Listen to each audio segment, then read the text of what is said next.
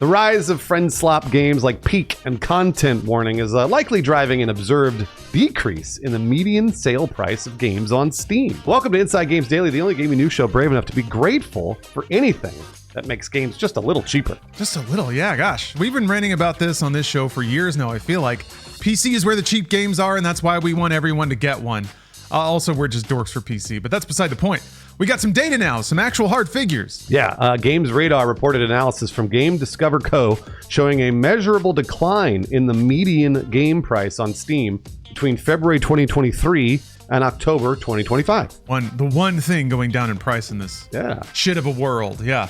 Specifically, the data says that the median game price dropped from $19.50 to $15.64 in that time span, which accounts for a 20% drop. That's really good. Meanwhile, the average game price only shifted from $21.80 to $21.41 in that time. So the average dropped 2%, the median dropped 20%. Sure, yes. I see. What does that mean, though? I mean, that's just a bunch of figures, right? Well, so I'll explain, because there's a lot of junior high math. I remember learning this in junior high, the median and the mode and the average and all that stuff.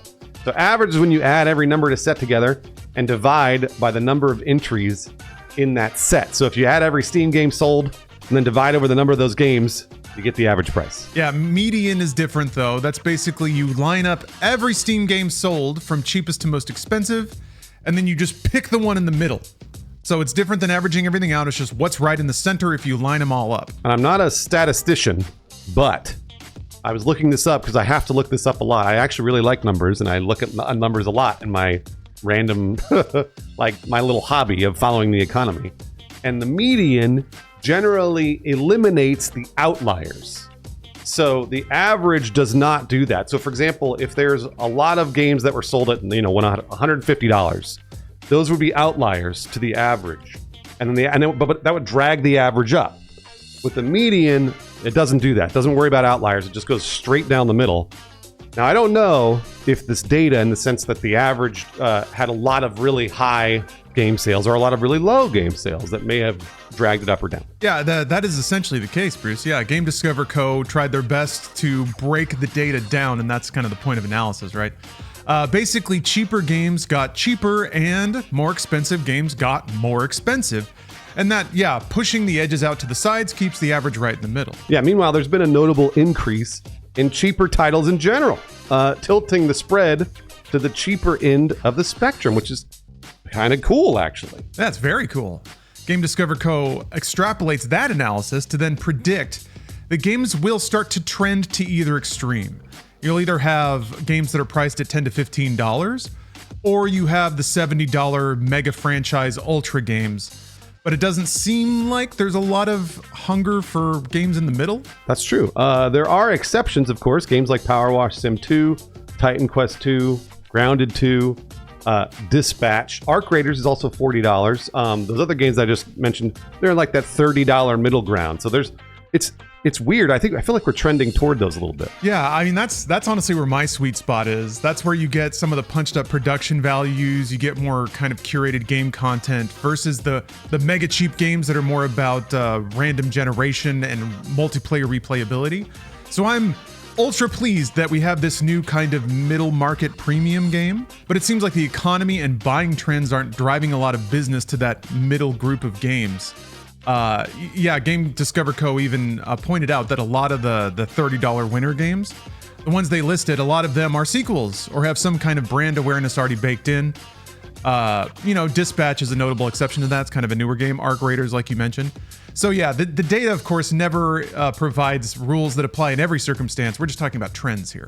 I would also argue that Helldivers 2, while it is part of a franchise, I had never played the original Helldivers, and Helldivers 2 sold like crazy, and that was $40. So that was right down the middle as well. So that's kind of another strange, I guess, not even really an outlier. It is sort of becoming, like you said, a new market. But there's more evidence that these buying trends are being pushed by macroeconomic conditions, the poisonous phrase. Circana analyst Matt Piscatella also commented on this polarization of game prices on a recent episode of the Delayed Input podcast. Piscatella sees evidence of what he calls a K-shaped economy. And by the way, I've read this a lot in other sections of the economy.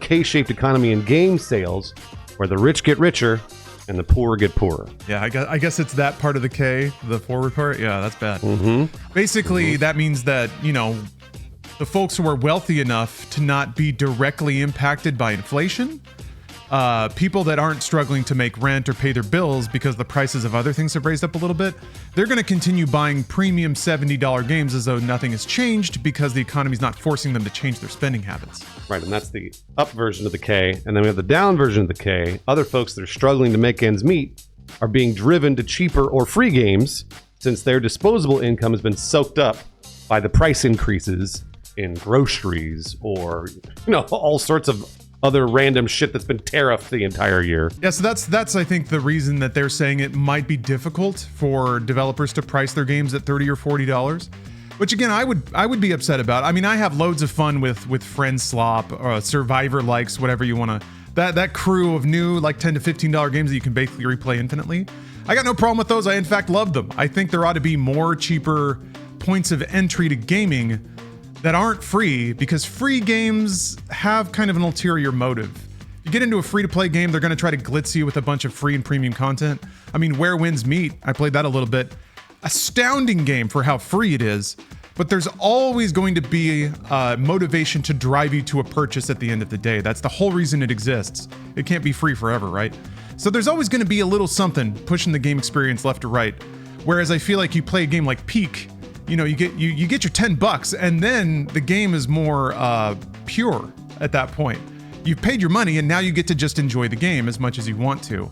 So I like that there are games there for people who are cash strapped that get them out of the free to play funnel, because those games, they're just, everything about them is designed to engage you, not necessarily entertain you, and then hook you so deep that you eventually have to buy skins and hats and all that stuff. So this is part of a larger trend here in the U.S., at least in terms of the economy. They are calling it a K-shaped recovery or a K-shaped graph for everybody. So that means, like we've said before, the rich are getting richer, and strangely, the rich are dragging up spending. So when the U.S. talks about reporting consumer spending, is like consumer spending is up. I don't understand why everybody says everything's too expensive when consumer spending is up. Well, it turns out that the rich drag up that consumer spending. So if they've got millions of dollars, of course they're going to keep spending, right? Because they've got the cash. Whereas the people who do not have that cash, they can no longer consider, or they can no longer continue spending because they don't have the cash. So it's this really weird dichotomy of like, the data keeps showing that we're spending, but in reality, that's only a very select few of people, and then the rest of us are having trouble buying turkey on Thanksgiving, shit like that. It's just so much there. Like it's fascinating how the same trends that apply to the entire world also like can be reflected in the way people buy and play games. And it's not great trends, especially because as much as I'm grateful for and enjoy the cheap games, like I said, the games that I've really enjoyed that have really meant a lot to me are the middle tier there, the Expedition 33s, the ones where the games carry a price tag that supports some amount of production and content and more single player type experiences, but they're not quite up into the mega tech company tier, where the goal is almost like a free-to-play game. It's to sell you a $70 game and then also sell you additional stuff on top of that. Call of Duty is a really good example, man. They wipe out your skins, sell you a $70 game, and try to get you to buy the skins again. That's BS. So I feel like if you're right in the middle, you kind of get to avoid those market forces. You get the devs who just wanted to make a game and are pricing it aggressively, and all they want to do is finish their game and make their money back. And that's a lot cleaner, again, a lot more pure. And that's kind of driving to one of the reasons we push PC so much, I think, on this show, is that you get cheaper games for starters. It's a great way to, if you're strapped for cash. I know it's ironic to recommend somebody a more expensive platform to somebody that's having trouble affording games in the first place, but it really does pay off in the long run. You don't have to pay for PlayStation Plus, you don't got to pay for Xbox Live, and then you get access to this incredibly broad swath of cheap games that are made and sold honestly. Yeah, something interesting for me, Lawrence, that recently has been happening is that I've been going to Steam trying to find some really cheap roguelites that I play at the end of the night. I play for an hour. They're fun, relaxing. You're like, oh, I'll just play a little bit. It's not like a Battlefield or let's get your blood up type of thing. It's not like that at all. It's like you're meant to find this really fun, replayable, cheap game. And there's been a ton of those recently. Ball Pit is like $15, and I played like 40 hours of that. Like, it was great to play at night. Super fun. I also just recently started another game called Super Fantasy Kingdom. It's also $15, and it's an amazing roguelite. It's so good. So like these sorts of games, like the Vampire Survivors too, I just fall into this pit, and I've gotten so much replayability out of these really, really cheap little games that are, I mean, obviously made with love and care by these indie developers. And yeah, I hate that we say that they're all on PC, because they are, which means you have to buy a PC. However, the Steam Deck is like $400. That's pretty cheap. You can deal with the Steam Deck, and you can play them on Steam Deck, and you can find those tiny little roguelites for $10, $15, and have a blast. You don't have to worry about falling into the Call of Duty pit. Absolutely. Yeah, it's been such a nice development, especially given how doom and gloom premium games can seem, the AAA. Those have kind of collapsed under their own weight to some degree, and I think a lot of people feel that. And yeah, it's a blessing to have these arcadey accessible experiences that are made with a mind for extended play, and really that amounts to value for the player. Absolutely. All right, Lawrence, speaking of AAA games, the biggest AAA game that has ever been made, it's time for Half-Life 3 Watch. Gamers under siege. That's right, we continue to be under siege by the looming announcement of Half-Life 3, which is absolutely going to happen. Today we have even more evidence validating for sure that we are through the looking glass, Half-Life 3 any moment now. This is a post on Reddit, okay? So first of all, you know it's for real. Somebody spotted that a Valve employee was playing Half-Life 2. Whoa!